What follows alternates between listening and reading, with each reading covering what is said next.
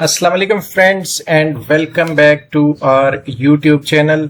Students, आज की video है Pakistan navy sailors, technical branch, marines, naval police, MTDs and नायब खतीब के इनिशियल एकेडमिक टेस्ट के हवाले से। बहुत सारे स्टूडेंट्स ने वीडियोस के कमेंट सेक्शन में बोला है कि केमिस्ट्री के एमसीक्यूज, फिजिक्स के एमसीक्यूज और साइंस सब्जेक्ट की जो मैट्रिक लेवल के एमसीक्यूज जो पेपर में पहले आ चुके हों उन पे वीडियो बनाएं। तो ये वीडियो खास तौर पर उन स्टूडेंट्स के लिए है जिन्होंने इस वीडियो के बनाने के लिए हमें कमेंट्स किए थे।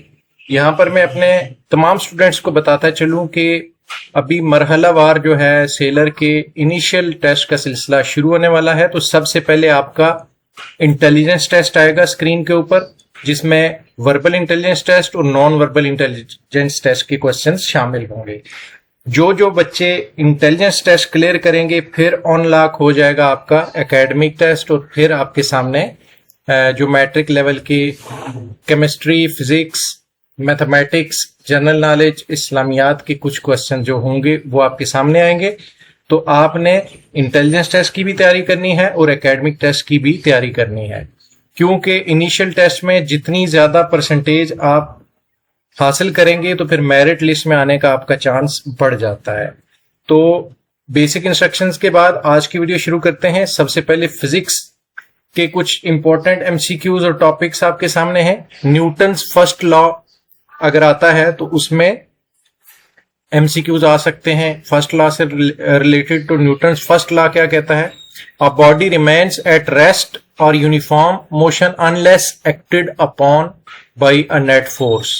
तो ये अगर स्टेटमेंट आए और पूछा जाए कि न्यूटन का कौन सा कानून है, फर्स्ट, सेकंड, थर्ड, तो आपने न्यूटन्स फर्स्ट लॉ के ऊपर क्लिक लगाना है। नेक्स्ट है न्यूटन्स सेकंड लॉ। तो न्यूटन्स सेकंड लॉ की इक्वेशन अक्सर आती है, तो F is equal to M A जहां पे जिक्र हो वहां पर न्यूटन्स सेकंड लॉ होगा। या अगर आपसे पूछा जाए कि न्यूटन्स सेकंड लॉ होता है, चार ऑप्शंस दिए जाएं, F is equal to M A, F is equal to P A, तो इस तरह से करके आपने F is equal to M A जो राइट ऑप्शन है उसके ऊपर आपने क्लिक करना है। Newton's third law, every action has an equal and opposite reaction, ये आपका न्यूटन का थर्ड लॉ है।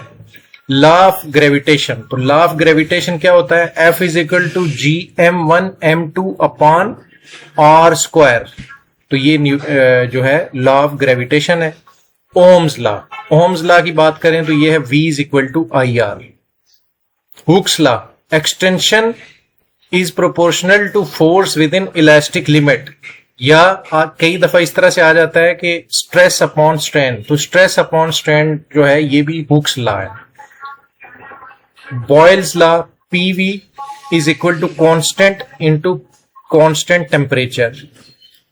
फिर चार्ल्स लॉ है V upon T is equal to constant into constant pressure. Next question है Pascal principle, pressure applies to enclosed fluid is transmitted equally. तो Pascal के कानून के मुताबिक अगर किसी फ्लूइड के ऊपर प्रेशर जो है एग्जर्ट किया जाए, प्रेशर डाला जाए, तो वो इक्वली ऑल डायरेक्शन में स्प्रेड होता है। आर्किमिडीज प्रिंसिपल या अर्शमीदस का कानून है, तो ये जी upthrust equal to weight of displacement fluid, ये इसमें आएगा कि उछाल की फोर्स जो है, जो बॉडी पानी में रखी जाएगी उसके डिस्प्लेसमेंट के वेट के बराबर होगी। आगे चलते हैं, केमिस्ट्री लॉस, तो law of conversation of mass. यहां पर मैं आपको बेसिक अभी टॉपिक्स बता रहा हूं, फिर आपको मैं इसके एमसीक्यूज भी बता रहा हूं, तो आपने ये वीडियो एंड तक देखनी है, इंपॉर्टेंट वीडियो है।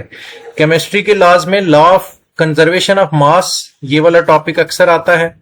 Law of definition of proportions, इसमें से एमसीक्यूज आते हैं। ये टॉपिक से मुराद ये है कि इन टॉपिक्स के एमसीक्यूज आपने पढ़ने हैं। एक दफा आप टॉपिक पढ़ेंगे तो उसके बेसिक एमसीक्यूज आपको पता चल जाएंगे। एमसीक्यूज में आपको बताने भी वाला हूं। Law of multiple proportions. फिर आगे चलें तो एवोगैड्रोस लॉ है, equal gas volume at same T and P contain equal molecules. फिर है गे लस्कस लॉ ऑफ कंबाइनिंग वॉल्यूम इसके एमसीक्यूज होते हैं। Periodic law, properties, repeat periodically with atomic number, इसमें से जो है एटॉमिक नंबर वगैरह पूछे जाते हैं। ऑक्सीजन का, कार्बन का, ये आपने रेडी करके जाना है। तो किस तरह के एमसीक्यूज आएंगे? मिसाल के तौर पे यूनिट ऑफ फोर्स जो है ये क्या है?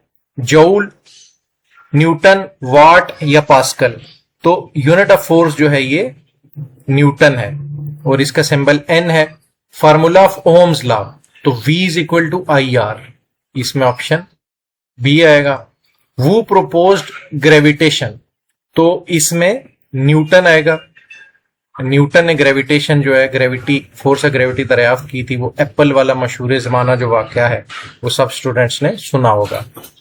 क्वेश्चन नंबर 4 है SI यूनिट ऑफ करंट। तो SI यूनिट ऑफ करंट जो है ये एम्पेयर है, ऑप्शन बी, और इसका सिंबल जो है A है। Mass is conserved according to dash, तो इसमें है ऑप्शन बी, लेवोजायर।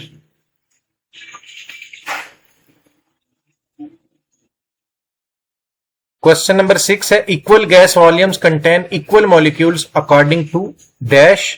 तो इसमें ये चार्ल्स लॉ है, चार्ल्स लॉ की डेफिनेशन है। अच्छा सॉरी, ये एवोगैड्रो है। Equal gas volume contains equal molecules according to Avogadro's.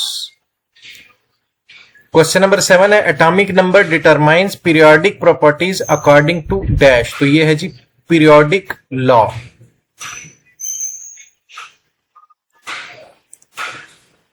ये पीरियोडिक लॉज है जिसमें ये कहा गया है कि atomic number determine periodic properties according to periodic law है। सही है, तो इसमें एटॉमिक नंबर जो है वो डिस्क्राइब किया गया है।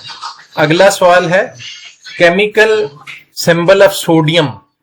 तो सोडियम का केमिकल सिंबल है Na, ऑप्शन सी आएगा। नेक्स्ट क्वेश्चन है pH of pure water is dash. तो प्योर वाटर की जो पीएच है वो हमेशा 7 होती है। नेक्स्ट क्वेश्चन है action reaction law is Newton's. कौन सा लॉ है? तो ये न्यूटन्स थर्ड लॉ कहलाएगा, ऑप्शन सी आएगा। तो फ्रेंड्स, उम्मीद है आज की वीडियो आपको इंफॉर्मेटिव लगी होगी। वीडियो से मुताल्लिक अगर कोई भी क्यूरी है, मजीद अपने पेपर से मुताल्लिक कोई भी क्यूरी है, तो कमेंट सेक्शन में आप हमसे पूछ सकते हैं। हम आपको इंशाल्लाह रिप्लाई जरूर करेंगे। इजाजत दीजिएगा, अल्लाह हाफिज।